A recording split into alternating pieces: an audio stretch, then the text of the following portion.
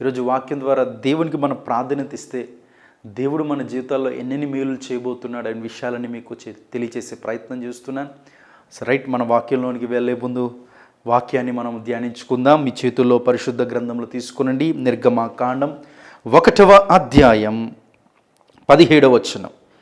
అయితే ఆ మంత్రసానులు దేవునికి భయపడి ఐగుప్తు రాజు తమకు ఆజ్ఞాపించునట్లు చేయక మగ పిల్లలను బ్రతకనీయగా. ఇజ్రాయేలీయులు ఐగుప్తు దేశంలో వెట్టి చాకిరీ చేస్తున్నారు. ఎందుకు ఇజ్రాయేలీయులు ఐగుప్తు దేశంలో వెట్టి చాకిరీ చేస్తున్నారు? ఇజ్రాయేలీయులను పరిపాలించడానికి ఒక క్రొత్త రాజు వచ్చాడు. ఆ రాజు పేరు ఫరో. ఐగుప్తు దేశంలో ఏ రాజు అయితే పరిపాలిస్తూ ఉండేవాడో ఆ రాజును ఫరో అని పిలుస్తారు. ఆ రాజు ఎవరు? ఫరో రాజు. ఫరో ఏం చేస్తున్నాడు? ఇజ్రాయేలీయులను బాధ పెడుతున్నాడు, ఇజ్రాయేలీయులను కష్టపెడుతున్నాడు, ఇజ్రాయేలీయులను వెట్టి చాకిరీ చేస్తున్నాడు. ఇది మొదటి పన్నాగం, రాజు పనిన పన్నాగం. కారణం, ఇజ్రాయేలీయులు పెరిగిపోతున్నారు, వారి యొక్క సంతానం విస్తరిస్తుంది, వారు ఐగుప్తు దేశ ప్రజల కంటే పెరిగిపోతున్నారు. కాబట్టి వారి సంతానం ఏదో ఒక విధంగా కట్టడి చేయాలని, వారు పెరగకుండా చేయాలని మొదటి ప్రయత్నం పన్నితే ఇజ్రాయేలు మరింతగా వెట్టి చాకిరీ చేస్తున్నప్పటికీ మరింతగా వారి సంతానాన్ని దేవుడు ఆశీర్వదించాడంట, విస్తరించారంట. రెండో పన్నాగం పన్నాడు. ఇప్పుడు రెండో పన్నాగం ఏంటంటే, ఇజ్రాయేలీయులలోని మంత్రసానులు పిలిపించి, మంత్రసానులారా మీరు వెళ్ళి మగపిల్లోడు పుడితే ఇజ్రాయేల్ తల్లులకు వెంటనే చంపేయండి. ఇది భయంకరమైన దుష్కార్యమైన సైతాను ఆలోచన. ఈ ఆలోచన ఫరో ఆలోచించి ఈ విధంగా చెప్పే ప్రయత్నం చేశాడు. రెండవ ఆజ్ఞ జారీ చేశాడు. ఇదంతా కూడా మనం గత ఎపిసోడ్స్లో, గత వర్తమానాల్లో మనము బహు లోతైన విషయాలను మనం నేర్చుకున్నాం. ఈరోజు మంత్రసానులు ఏం చేశారు, మంత్రసానులు ఎవరికి ప్రాధాన్యత ఇచ్చారు అనే విషయాలు మీకు పంచుకునే ప్రయత్నం చేస్తున్నాను. జాగ్రత్తగా వినండి. మంత్రసానులు అనగా డెలివరీ చేసేటటువంటి వారిని మనం ఈ రోజుల్లో నర్సెస్ కానీ డాక్టర్స్ కానీ అంటూ ఉంటాం. ఆ రోజులలో మంత్రసానులే డెలివరీ చేసేవారు. బిడ్డలు జన్మించడానికి ఆ విధంగా వీరు నర్స్ ఆ విధంగా డెలివరీ చేసేవారు. ఆ మంత్రసానులు ఐగుప్తు దేశం యొక్క రాజైన ఫరో ఆజ్ఞ జారీ చేస్తే, ఇప్పుడు మంత్రసానులంట వారు దేవుని భయభక్తులు కలిగిన వారు గనుక, వారు రాజు కంటే దేవునికి ప్రాధాన్యత ఇచ్చారు గనుక వారు చేసింది ఏంటో తెలుసండి? మగపిల్లోడు పుడితే ఆ మగపిల్లోడి యొక్క ప్రతి స్వరూపం అంట దేవుని స్వరూపము అని మంత్రసానులు గుర్తించారంటండి. దేవునికి స్తోత్రం కలుగునుగాక. అవును కదండి, మనిషిని దేవుడు తన స్వరూపము చొప్పున, తన పోలిక చొప్పున దేవుడు సృష్టించాడు. మనిషి ప్రతి స్వరూపము కూడా దేవుని స్వరూపమే. మంత్రసానులు అంటండి ఆ జన్మించిన మగపిల్లోడి నుండి ప్రతి మగపిల్లోని చూసినప్పుడు అది దేవుని స్వరూపం అని గుర్తించి ఫరో రాజునికి ప్రాధాన్యత ఇవ్వకుండా, ఫరోకి మంత్రసానులు ప్రాధాన్యత ఇవ్వకుండా తమ దేవుడైన యెహోవాకు, తమ దేవుడికి ప్రాధాన్యత ఇచ్చి ఫరో మాట వినడం కంటే దేవుని మాట వినడమే అది శ్రేయస్కరము, అది మన జీవితానికి అది ఆశీర్వాదకరము. మనము దేవునికి ప్రాధాన్యత ఇవ్వాలి, ఫరోకి కాదు ప్రాధాన్యత ఇవ్వాల్సింది, ఈ రాజుకు కాదు మన ప్రాధాన్యత ఇవ్వాల్సింది, రాజైనా మన దేవుడికి మనం ప్రాధాన్యత ఇవ్వాలి అని మంత్రసానులందరూ కూడా అంటండి దేవాది దేవునికి తమ జీవితంలో ప్రాధాన్యత ఇచ్చి ఫరో చెప్పింది కాక దేవుడి చిత్తం ఏంటో చేశారు. మగపిల్లల్ని ఆ మంత్రసానులు బ్రతికించారండి. దేవునికి స్తోత్రం కలుగునుగాక. ఆ మంత్రసానులు చేసిన పనిని బట్టే దేవుని యొక్క ప్రణాళిక నెరవేర్చబడింది. ఆ దేవుని యొక్క ప్రణాళిక ఎలా నెరవేర్చబడిందో తర్వాత రాబోతున్న వర్తమానాల్లో, రాబోతున్న సందేశాల్లో, తర్వాత చెప్పే సందేశాల్లో మీకు బహు వివరంగా చెప్పే ప్రయత్నం చేస్తాను. మెట్టుకు ఈ సమయంలో మంత్రసానులు దేవునికి ప్రాధాన్యత ఇచ్చారు. ఎవరైతే వారి జీవితంలో లోకంలో ఉన్న మనుషులకు కాక, భయపడేటటువంటి అధికారులకు కాక, అనగా తమను భయపెట్టించే అధికారులకు కాక, లోకంలో మనుషులు పలుకుబడిన వారికి కాక, తమ జీవితంలో ఎవరైతే దేవునికి ప్రాధాన్యత ఇస్తారో దేవుడు వారిని వర్ధిల్లింప చేస్తాడు. దేవుడు వారిని ఆశీర్వదిస్తాడు. దేవుడు వారిని దీవిస్తాడు. దేవుడు వారిని అందలాన్ని ఎక్కిస్తాడు. మన జీవితంలో మనం దేవునికి మొట్టమొదటిగా ప్రాధాన్యత ఇవ్వాలి. అలా దేవునికి మనం ప్రాధాన్యత ఇస్తే మన జీవితాన్ని దేవుడు వర్ధిల్లింపజేస్తాడండి. ఈ 2024వ సంవత్సరంలో ప్రతి ఒక్కరికి ఒక ఆశ ఉంది. నా జీవితంలో ఈ సంవత్సరం మంచి జరగాలి, నా కుటుంబ జీవితంలో ఈ సంవత్సరం సంతోష దినములు చూడాలి, నా వ్యక్తిత్వ జీవితంలో, నా ఆధ్యాత్మిక జీవితంలో ఈ సంవత్సరం అంతా కూడా నాకు మంచి జరగాలి, మేలులు జరగాలి, సంతోషాలు జరగాలి, ఆనందకరమైన రోజులు నేను చూడాలి, దేవుడు నన్ను వర్ధిల్లింప చేయాలి, నన్ను ఆశీర్వదించాలి అని ప్రతి ఒక్కరూ కూడా కోరుకుంటారు. ఎంత పేదవాడైనా, ఎంత ధనవంతుడైనా, ఎంత ఆత్మీయుడైనా, ఎంత భయంకరమైన పాపి అయినా ఏమని కోరుకుంటారో తెలుసా అండి? నా జీవితంలో మంచి జరగాలి అని కోరుకుంటారు. ఏ ఒక్కరు కూడా ఈ సంవత్సరం నా జీవితం నాశనమైపోవాలి అని ఏ ఒక్కరూ కోరుకోరు. ఏ ఒక్కరూ కోరుకోవడానికి ఇష్టపడరు. ఎందుకంటే ఈ జీవితం చూస్తున్న వారందరూ కూడా నా జీవితంలో ఈ సంవత్సరమైనా మంచి జరగాలి అని కోరుకుంటారు. దేవుడు కూడా ఆశిస్తున్నాడు, మనల్ని ఈ సంవత్సరంలో వర్ధిల్లింప చేయాలి అని దేవుడు ఆశిస్తున్నాడు. మరి మన జీవితంలో దేవుడు అనేకమైన ఆశీర్వాదాలు ఇవ్వాలంటే, మన జీవితం ఈ సంవత్సరం వర్ధిల్లాలి అని అంటే మనము చేయవలసింది ఏంటో తెలుసా అండి? మన జీవితంలో మొట్టమొదటి ప్రాధాన్యత మనం దేవునికి ఇవ్వాలి. దేవునికి ప్రాధాన్యత ఇస్తే మన జీవితం వర్ధిల్లుతుందా అండి? దేవునికి ప్రాధాన్యత ఇస్తే మన జీవితం ఆశీర్వాదకరంగా ఉంటుందా అండి? అలా ఎలా చెప్పగలరు పాస్టర్ గారు అని ఒకవేళ మీకు ప్రశ్న ఉన్నట్లయితే దానికి జవాబు నేను ఒకరి జీవిత చరిత్ర ద్వారా మీకు తెలియచేసే ప్రయత్నం చేస్తాను. జాగ్రత్తగా వినండి. మన పరిశుద్ధ గ్రంథంలోనే ఒక రాజు ఉన్నాడండి. ఆ రాజు పరిపాలన ప్రారంభించేటటువంటి టైంలో ఫస్ట్ అతడు తీసుకున్న నిర్ణయం ఏంటో తెలుసా అండి? అతడు ఎవరికి ప్రాముఖ్యతనిచ్చాడో తెలుసా అండి? దేవాది దేవుడికి ప్రాముఖ్యతనిచ్చాడు. దేవాది దేవుడికి ప్రాధాన్యత ఇచ్చాడు. ఆ రాజు దేవుడికి ఎలా ప్రాధాన్యత ఇచ్చాడు? దేవుడు ఆ రాజుని ఎంతగా దీవించాడు, ఎంతగా ఆశీర్వదించాడో రండి మనం ధ్యానిద్దాం ఆ రాజుని గురించి. మీ చేతుల్లో పరిశుద్ధ గ్రంథములు తీసుకొనండి. దినవృత్తాంతముల గ్రంథం, 2వ దినవృత్తాంతముల గ్రంథము 29వ అధ్యాయము 1 నుండి కొన్ని వచనాలు ఒక్కసారి మనం చూద్దాం. దినవృత్తాంతముల 2వ గ్రంథము 29వ అధ్యాయం 1 నుండి నేను చదువుతున్నాను. పరిశుద్ధ గ్రంథంలో ఉన్నవారు చూడండి. హిజ్కియా ఏలనారంభించినప్పుడు 25 ఏండ్ల వాడే 29 సంవత్సరము యెరూషలేములో ఏలెను. అతని తల్లి జకర్యా కుమార్తె, ఆమె పేరు అబియా.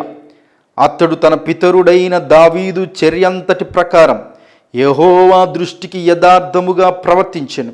అతడు తన ఏలుబడియందు మొదటి సంవత్సరమున మొదటి నెలను యెహోవా మందిరపు తలుపులను తెరచి వాటిని బాగు చేసి యాజకులను లేవీలను పిలువనంపించెను.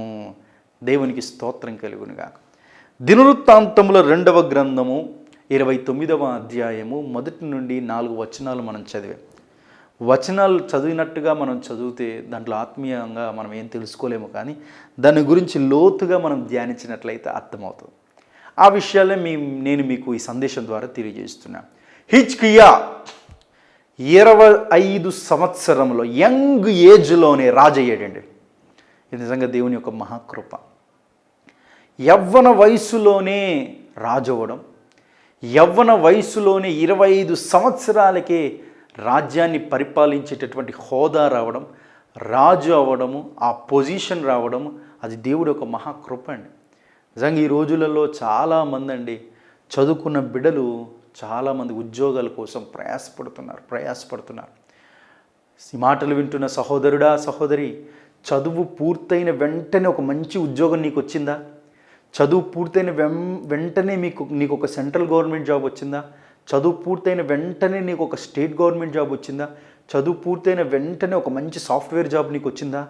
అది నీ జ్ఞానం వలనో నీ శక్తి వలనో కాదు, కానీ దేవుడు నిన్ను ప్రేమించి, దేవుడు నీ పట్ల ప్రత్యేకమైన కృప చూపించి నీకు ఆ జాబ్ని దేవుడే దయచేశాడు.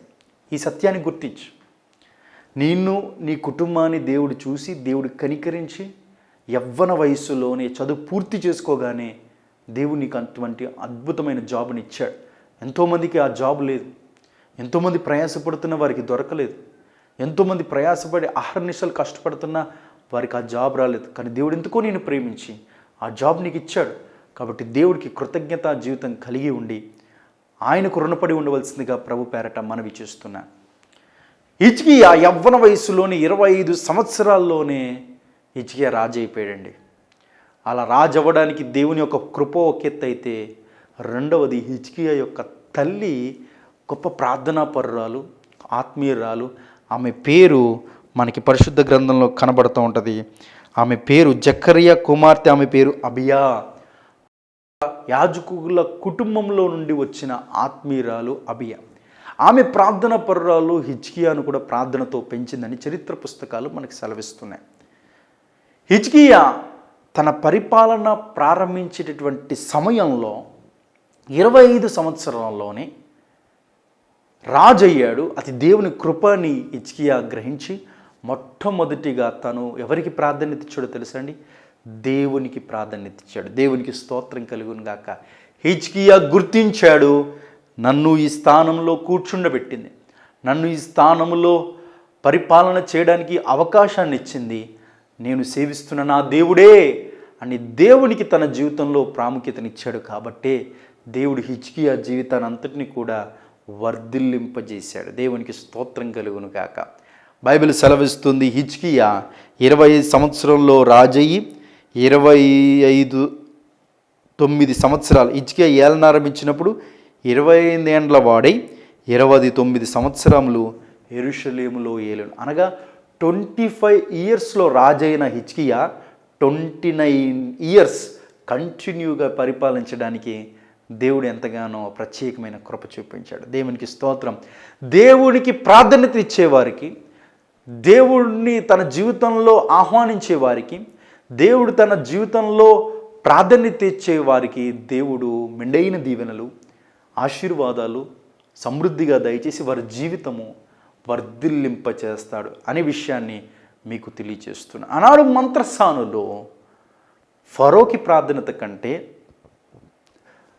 తమ దేవుడికి ప్రాధాన్యత ఇచ్చారని, ఇక్కడ హిజ్కియా కూడా తనను ఆశీర్వదించిన, తనను సింహాసనం మీద కూర్చుండబెట్టిన తన దేవుడికి ప్రాధాన్యత ఇచ్చాడు హిజ్కియా. కాబట్టే 29 సంవత్సరాలు అనగా 29 ఇయర్స్ హిజ్కియా పరిపాలించడానికి, తన రాజ్యాన్ని పరిపాలించడానికి దేవుడు ప్రత్యేకమైన కృప చూపించాడనే విషయాన్ని మీకు తెలియచేస్తున్నాను.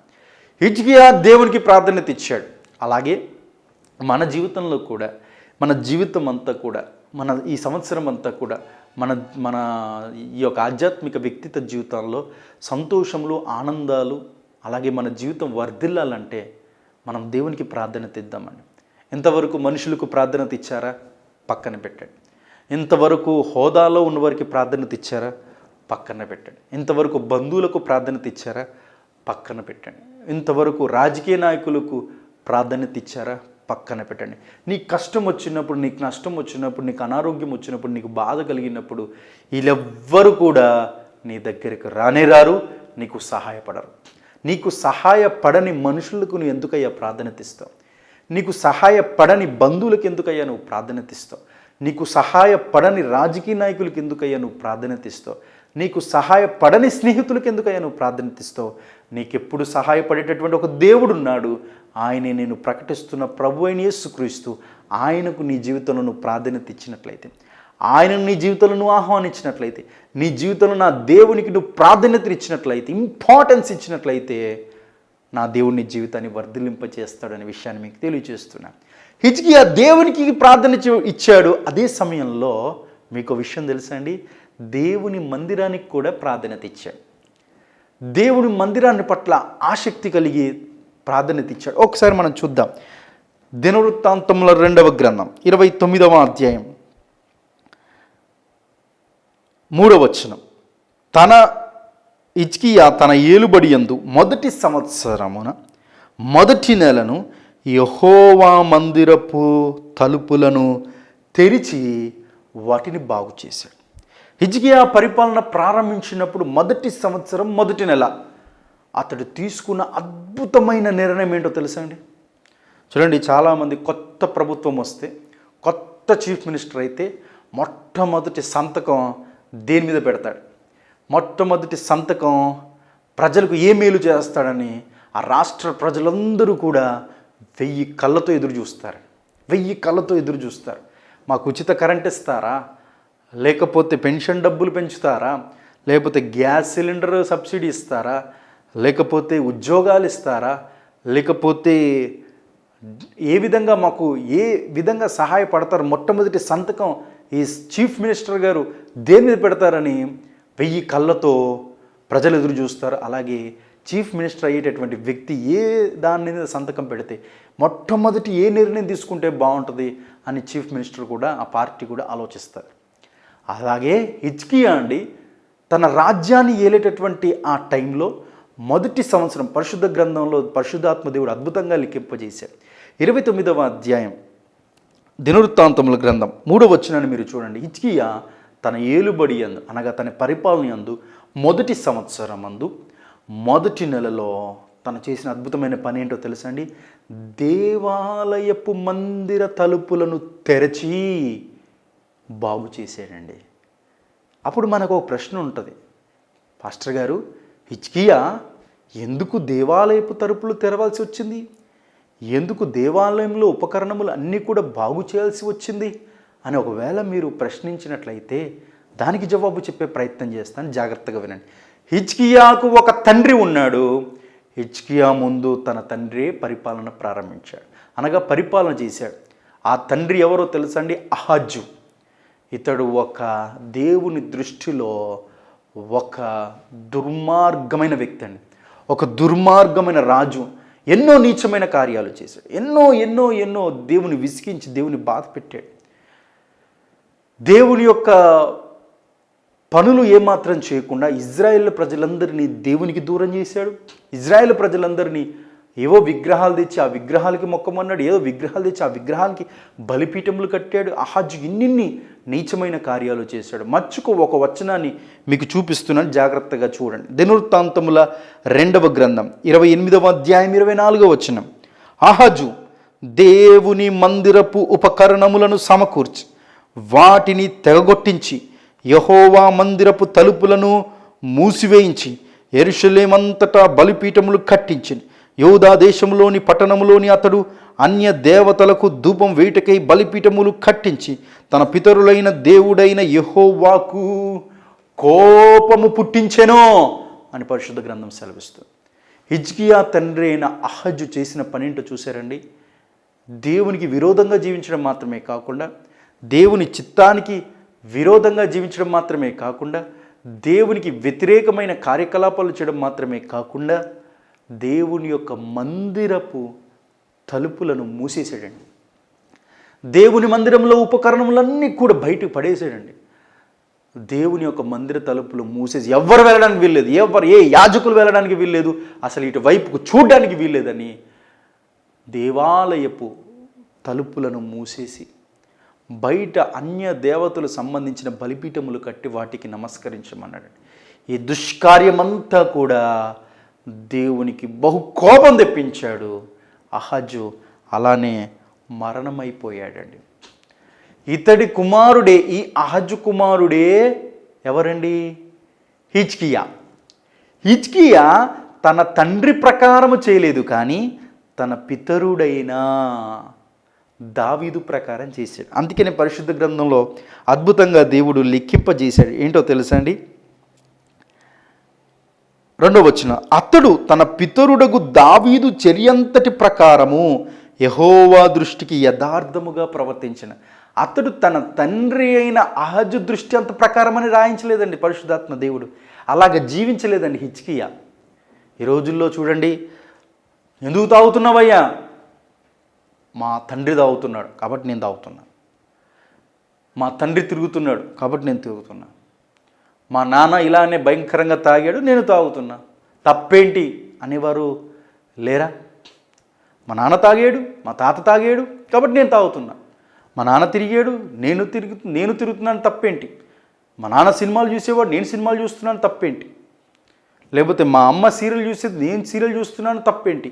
మా నాన్న అలా చేశాడు, మా అమ్మ అలా చేసింది కాబట్టి నేను అలా చేస్తున్నాను. మీ నాన్న మంచి పనులు చేస్తే అది నీకు ఆశీర్వాదం. మీ నాన్న చెడు పనులు చేసి అలా జీవించితే నువ్వు కూడా అలా జీవించినట్లయితే నీ జీవితానికి ఏదైనా అర్థం ఉందా సహోదరుడా?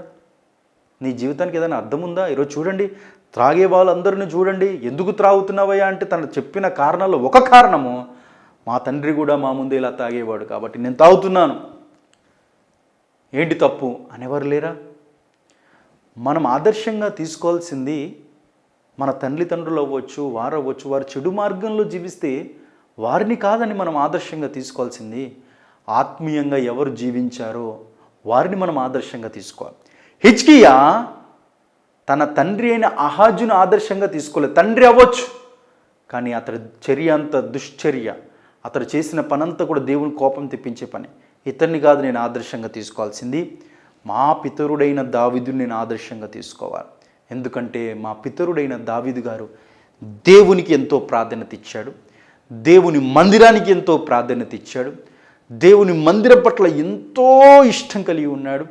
దేవుని యొక్క మందిరము ఖచ్చితంగా కట్టబడాలి, లేకపోతే నేను మంచం మీదే పడుకోను, నేల మీదనే పడుకుంటాననేటటువంటి తీర్మానం తీసుకున్నాడు మా పితరుడైన దావీదు. కనుకనే మందిరాలు కట్టబడ్డాయి. నిజమండి, ఒకవేళ దావీదుకు అటి ఆలోచన, దావీదుకు అటి దర్శనము, లేకపోతే దావీదు అటి ప్రేరేపణ కలిగి లేకపోతే బహుశా మందిరాలు కట్టేటటువంటి ఆలోచన తర్వాత తరంలో ఉండేది కాదేమో. ఎందుకంటే సౌలు రాజు పరిపాలనిస్తున్న, ఆ మొదటి రాజ్యాన్ని పరిపాలిస్తున్న సౌలు రాజు గారు దేవుని మందసాన్ని గురించి ఆలోచించలేదు, గుడారాల్లోనే ఉండిపోయిందని ఆలోచించలేదు ఏమాత్రం.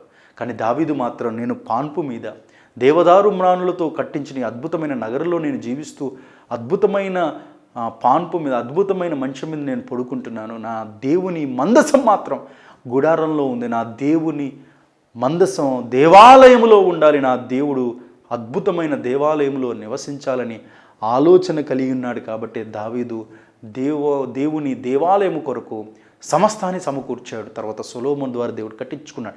ఈ చర్య అంతటి కూడా మనకు తెలుసు, ఈ యొక్క చరిత్ర అంతా కూడా మనకు తెలుసు. హిజ్కియా ఎవరిని ఆదర్శంగా తీసుకున్నాడో తెలుసండి? తన తండ్రి అయిన అహజును కాదు, కానీ దేవుని మందిరం పట్ల ఆశ కలిగిన, దేవుని మందిరం పట్ల తృష్ణ కలిగిన తమ పితరుడైన దావీదును ఆదర్శంగా తీసుకొని ఏం చేశాడో తెలుసండి? దేవాలయపు తలుపులను, మూసివేయబడి ఉన్న తలుపులను హిజ్కియా మొదటి సంవత్సరం మొదటి నెలలో తలుపులను తెరిచాడండి. దేవునికి స్తోత్రం కలుగును గాక. హిజ్కియా ఆలోచించాడు, దేవుని సన్నిధి ఉంటేనే నాకు, నా కుటుంబానికి, నా రాజ్యానికి క్షేమం. దేవుని సన్నిధి ఉంటేనే నాకు, నా కుటుంబానికి, నా రాజ్యానికి సంతోషం. దేవుని సన్నిధి ఉంటేనే నాకు, నా కుటుంబానికి, నా రాజ్యానికి ఆశీర్వాదకరం అని దేవుని తలుపులను, దేవాలయపు తలుపులను హిజ్కియా తెరిచాడండి. ఈ మాటలు వింటున్న ప్రియ సహోదరులు, సహోదరులు, దయచేసి జాగ్రత్తగా ఈ మాట వినండి. దేవుడు ఈ సంవత్సరంలో మిమ్మల్ని వర్ధిల్లింప చేయాలని ఆశిస్తున్నాడు. ఈ మంచి దినములు మీరు చూడాలని ఆశిస్తున్నాడు. మీరు కూడా చూడాలని ఆశిస్తున్నారు కదా. అయితే మీ జీవితంలో దేవునికి ప్రాధాన్యత ఇవ్వండి.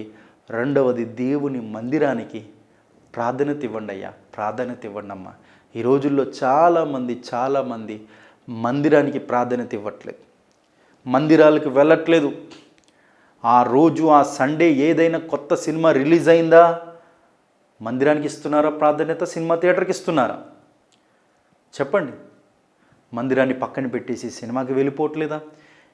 ఆ ఆదివారం ఏదైనా కుటుంబ సభ్యులు లేకపోతే బంధుమిత్రులు ఏదైనా ఫంక్షన్ ఉందా, మందిరానికి ప్రాధాన్యత ఇస్తున్నారా, ఫంక్షన్కి ప్రాధాన్యత ఇస్తున్నారా? ఆ ఆదివారము ఎవరైనా బంధువులు ఇంటికి వచ్చారా, మందిరానికి ప్రాధాన్యత ఇస్తున్నారా, బంధువులకు ప్రాధాన్యత ఇస్తున్నారు? చిన్న కారణం వస్తే మందిరాన్ని మానేసేవారు లేరా అండి? ఈ వాక్యం వింటున్న సహోదరుడా, సహోదరి, దేవుడు నీతోనే మాట్లాడుతున్నాడు. ఈ సంవత్సరం నువ్వు వర్ధిల్లాలంటే, ఈ సంవత్సరం నీ కుటుంబం వర్ధిల్లాలంటే, ఈ సంవత్సరం నీ జీవితం వర్ధిల్లాలంటే నువ్వు దేవునికి ప్రాధాన్యత ఇవ్వు. అట్ ద సేమ్ టైం, అదే సమయంలో దేవుని మందిరానికి ప్రాధాన్యత ఇవ్వు. నువ్వు దేవుని మందిరానికి నువ్వు ప్రాధాన్యత ఇచ్చినట్లయితే నా దేవుడు నిన్ను దీవిస్తాడు, నా దేవుడు నిన్ను ఆశీర్వదిస్తాడు. మందిరాన్ని విడిచిపెట్టకండమ్మ, విడిచిపెట్టకండి. కొంతమంది సంవత్సరానికి ఒక్కసారి వెళ్తున్నారు, కొంతమంది సంవత్సరానికి 2-3 సార్లే వెళ్తున్నారు, కొంతమంది నెలకు ఒక్కసారి ప్రభు బలలో వెళ్తున్నారు. నో, దేవుడి మందిరం అంటే అది మనకు ఆశ్రయం, మనకి సంతోషకరమైన స్థలం, దేవుడు మనల్ని దీవించే స్థలము. కాబట్టి ప్రతి వారం వెళ్ళండి. మందిరంలో ఏ కార్యక్రమాలు జరుగుతున్నాయో ఆ కార్యక్రమాల్లో పాలు పంచుకోండి. అలా మీరు మందిరానికి వెళ్తున్నట్లయితే మందిరాన్ని ప్రేమించేవారు, మందిరాన్ని ప్రాధాన్యత ఇచ్చేవారు అనే విషయాన్ని మీకు తెలియజేస్తుంది. ఆనాడు హిజ్కియా దేవునికి ప్రాధాన్యత ఇచ్చాడు, దేవుని మందిరానికి ప్రాధాన్యత ఇచ్చాడు. అలా దేవుని మందిరానికి ప్రాధాన్యత హిజ్కియా జీవితాన్ని దేవుడు ఎలా వర్ధిల్లింపజేశాడు, తర్వాత హిజ్కియా దేవుని సేవకులు కూడా ప్రార్థన ఇచ్చిన కారణాన్ని బట్టి దేవుడు తన జీవితాన్ని ఎలా వర్ధిల్లింపజేశారో, తన జీవితంలో ఎదురైన సంఘటనలు సందర్భాలను దేవుడు ఎలా హిజ్కియాను విడిపించాడో, ఎలా దేవుడు హిజ్కియాను ఆశీర్వదించాడో, యుద్ధం వచ్చినప్పుడు దేవుడు హిజ్కియాకి ఎలా జయాన్నిచ్చాడో, మరణకరమైన రోగం వచ్చినప్పుడు హిజ్కియాను దేవుడు ఎలా స్వస్థపరిచాడో, ఇవన్నీ కూడా రేపటి వర్తమానాల్లో రేపటి సందేశంలో మీతో పంచుకోబోతున్నాను. కాబట్టి మీరు ఈ వాక్యాన్ని ఈరోజు విన్నారు కదా, రేపు కూడా ఖచ్చితంగా వినండి. మొత్తం హిజ్కియా జీవితం అంతా మీకు అర్థమవుతుంది. తద్వారా మీరు కూడా దేవునిలో ఎక్కువగా జీవించేవారుగా, దేవునికి ప్రాధాన్యత ఇచ్చేవారుగా, దేవుని మందిరానికి ప్రాధాన్యత ఇచ్చేవారుగా, దేవుని యొక్క సేవకులకు ప్రాధాన్యత ఇచ్చేవారుగా మీరు జీవిస్తారు. తద్వారా దేవుడు మిమ్మల్ని వర్ధిల్లింపజేస్తాడు. రేపటి కార్యక్రమం కూడా మీరు వింటారు కదా. రండి ప్రార్థన చేద్దాం. ప్రేమగల తండ్రి, దయగల యేసయ్య, మీకు స్తోత్ర. ఈరోజు నాయనా మీరు వాక్య ద్వారా మాతో మాట్లాడు. ఆనాడు మంత్రస్థానులు నాయనా ఫరో కన్నా దేవునికే ఎక్కువ ప్రాధాన్యత ఇవ్వాలని దేవునికి ప్రాధాన్యత ఇచ్చిన వారు నాయన మగపిల్లలను బ్రతకనిచ్చారు తండ్రి. అలాగే ప్రభువా హిజ్కియా జీవితంలో తన ఏలుబడిలో మొదటి సంవత్సరం మొదటి నెల మీకు ప్రాధాన్యత ఇచ్చాడు, మందిరానికి ప్రాధాన్యత ఇచ్చాడు, దేవుని సేవకులకు ప్రాధాన్యత ఇచ్చాడు. కారణాన్ని బట్టి హిజ్కియా జీవితాన్ని నువ్వు వర్ధిలింపజేయడానికి ఇష్టపడ్డావు తండ్రి. ఈ సంవత్సరంలో మేము నాయన మనుషులకు కాదు, అధికారులకు కాదు, బంధుమిత్రులకు కాదు, వీరికి కాదు నాయన ప్రాధాన్యత ఇవ్వాల్సింది. ఈ సంవత్సరం అంతా కూడా నాయన మొట్టమొదటి ప్రాధాన్యత మీకు ఇచ్చినట్లయితే మమ్మల్ని మీరు దీవిస్తారు, వర్ధిలింపజేస్తారని మీరు మాతో మాట్లాడిన విధానం బట్టి స్తోత్ర. ఈ వాక్యం వింటున్న వారందరూ నాయన ఇక నుంచి మీకు ప్రాధాన్యత ఇచ్చేవారుగా వారి జీవితం ఉండాలని, మీ మందిరానికి ప్రాధాన్యత ఇచ్చేవారుగా వారి జీవితం ఉండాలని, మందిరంలో ఉన్న సేవకుడికి ప్రాధాన్యత ఇచ్చే జీవితంగా వారి జీవితం ఉండాలని ఆశించారు. కాబట్టి ఈ వాక్యాన్ని అందించారు. అందుని బట్టి స్తోత్ర. ఈ టీవీ వీక్షిస్తున్న వారు ఎవరికి కష్టాలు, బాధలు, ఇరుకు, ఇబ్బందులు ఉన్నాయో వాటన్నింటిని తొలగించారు. ఎవరికైతే అనారోగ్యం ఉందో ముట్టి స్వస్థపరచండి. ఏ ఇబ్బందుల్లో ఉన్నారో వారిని కనికరించి కాపాడి లేవనెత్తి బలపరచమని యేసయ్య నామములో ఈ ప్రార్థన వేడుకుంటున్నాం తండ్రి. ఆమేన్. మరలా రేపు శ్రేష్టమైన సందేశాన్ని మనం విందాం. రక్షించే అనే టీవీ కార్యక్రమం మీకు, రక్షించే వాక్యం అనే టీవీ కార్యక్రమం మీకు ఆశీర్వాదకరంగా ఉన్నట్లయితే ఈ పరిచర్యకు, ఈ టీవీ ప్రోగ్రాంకి మీరు దీవెనకరముగా, ఆశీర్వాదకరముగా ఉండాలని మనసారా కోరుతున్నాను. మీరు ఎలా సహాయపడగలరు? టీవీలో కనబడుతున్న నెంబర్కి మాకు ఫోన్ చేయండి. మీకు ఏ ప్రార్థన రిక్వెస్ట్ ఉన్నా తెలియచేయండి, మీకోసం ప్రార్థన చేస్తాం. మీరు ఈ టీవీ ప్రోగ్రాంకి ఎలా సహాయపడగలరో చెప్తాం. మళ్ళీ రేపు శ్రేష్టమైన సందేశంలో కలుసుకుందాం కదా. అటు దేవుని యొక్క మహాకృప మీ అందరికీ సమృద్ధిగా తోడైనను కాక. God bless you all.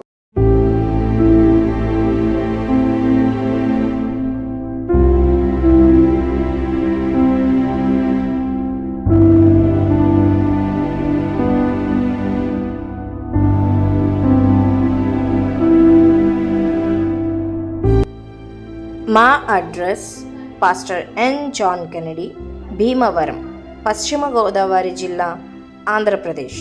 Cell number 7702292060.